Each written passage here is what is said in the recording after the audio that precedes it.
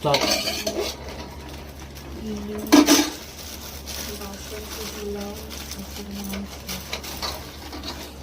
কি প্যাক করছো?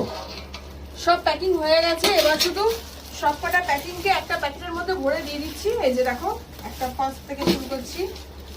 সাদা ভাত, ভেজ মুগ ডাল, আলু পোস্ত, ইলিশ মাছ, বাসন্তী পোলাও, খাসির মাংস, এই একটা প্যাকিং হলো।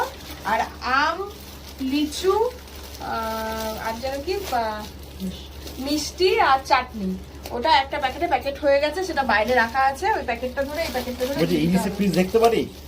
এই তো এখনো এগুলো সব দোকানে যাবে। এক একটা তো মনে হচ্ছে 110 কিলো 100 গ্রাম আছে। 100, 108, 160, কোনোটা 100 এরকমই আছে। 100 নিচে নেই, 100